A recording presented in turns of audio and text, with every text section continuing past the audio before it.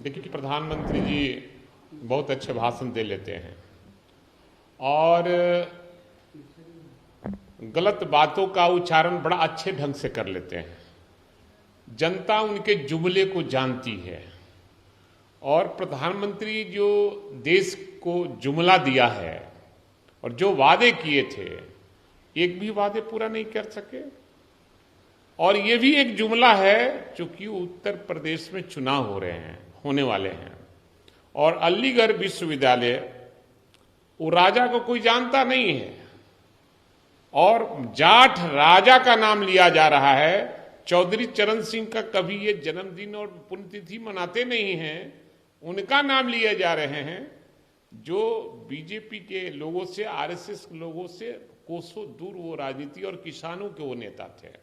और ये किसान विरोधी ये सरकार है और किसानों की जो मांग है वो जायज है और ये लोगों को लुभाना चाहते हैं और अलीगढ़ विश्वविद्यालय में जाकर और झूठी बातों को प्रचार करना चाहते हैं। वहां का एक भी आदमी ताली नहीं बजा रहा था। ये भाषण पर भाषण दिए जा रहे हैं, बाहरी लोग को बुलाकर भीड़ दिखा देने की भीड़ भी नहीं थी। नेता भाषण दिए, ताली न बजे तो फिर ये समझ जाइए कि भाड़ा का आदमी आया है। आदित्यनाथ द्वारा अब्बाजान जो टिप्पणी की गई थी, इस पर जदयू ने कहा है कि देश सबका है, टिप्पणियों में संयम बनाए रखा जाए। निश्चित रूप से यह देश हिंदू, मुस्लिम, सिख, ईसाई सबका देश है। देश जब गुलाम था तो इन चारों लोगों ने, संप्रदाय के लोगों ने अपनी जान की कुर्बानी देकर इस देश को आजाद कराया था। और ये बीजेपी वाले लोग, ये आरएसएस वाले लोग और जोगीनाथ जी ये हिंदू मुसलमान करना चाहते हैं चुनाव में और एक संप्रदाय के खिलाफ में विष वमन करना चाहते हैं और इसलिए उन्होंने उस शब्द का उच्चारण किया अब्बाजान और एक संप्रदाय के लोगों को दुख पहुंचाने का काम किया है। लेकिन इस बार जनता तैयार है, हिंदू वर्ग के लोग भी इस बार समझ गए हैं कि जोगीनाथ जी ने उत्तर प्रदेश को लूटने का काम किया है, क्राइम कराने का काम किया है, लूटपाट कराने का काम किया है, बलात्कार करवाने का काम किया है। जो भी हो सकता है, जितना गलत काम हो सकता है, जोगीनाथ जी तो अपने बहुत बड़े क्या हैं ये सब कोई जानता है। मठ में क्या क्या रखा रहता है वो सब कोई जानता है, पब्लिक है, सब जानती है। एएमआईएम के प्रमुख असदुद्दीन ओवैसी ने केंद्र को चुनौती दी कि तालिबान को आतंकी संगठन घोषित किया जाए। अब सवाल है कि उन दोनों का मामला है और किसको आतंकवादी संगठन घोषित किया जाए, नहीं घोषित किया जाए, ये तो तय करेगा, सब मिलकर तय करेंगे कि कौन आतंकवादी है। और पता नहीं ओवैसी जी कब क्या बोलेंगे, नहीं बोलेंगे, ये हम नहीं जानते हैं। राहुल गांधी ने कहा है कि कश्मीरी पंडित परिवारों की पीड़ा को देश कभी नहीं भूलेगा।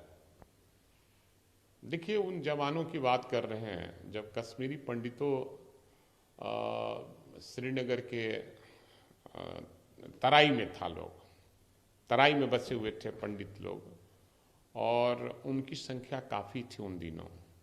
अब तो वहाँ संख्या बहुत कम हो गई है और आतंकवादियों ने उनकी संख्या को कम कर दिया है। वहाँ से उनके जगह को लूटने का काम किया है, हथियाने का काम किया है।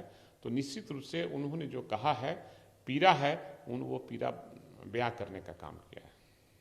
किसानों के विरोध के प्रतिकूल प्रभाव को लेकर एचआरसी ने 4 सरकारों, पुलिस प्रमुखों को नोटिस दिया है।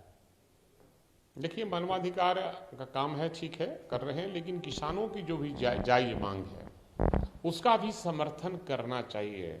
देश के आम आवाम उनके समर्थन में खड़े हैं, लेकिन एनडीए जो सरकार है, बीजेपी जो सरकार है, वो किसान विरोधी ये सरकार है और किसानों का कल्याण नहीं चाहती है। ये केवल अडानी और अंबानी के कल्याण चाहती है, देश के पूंजीपतियों का कल्याण चाहती है, देश को बेचने का काम कर रहा है। और पहले के लोगों को रोजगार दिया करते थे, बेरोजगारों को रोजगार दिया करते थे और ये मोदी जी जो रोजगार में है उसको बेरोजगार करने के फेरे में है। रेल बेच रहे हैं, भेल बेच रहे हैं, हवाई अड्डा बेच रहे हैं। देश की संपत्ति को पूंजीपतियों के हाथों में बेच रहे हैं। ये बना कुछ नहीं रहे, न बेरोजगारी दूर कर पा रहे हैं, न बेरोजगारों को रोजगार दे पा रहे हैं, लेकिन देश की संपत्ति को पूंजीपतियों के हाथों ये बेचने पर तुले हुए हैं, जो देश की जनता सब देख रही है।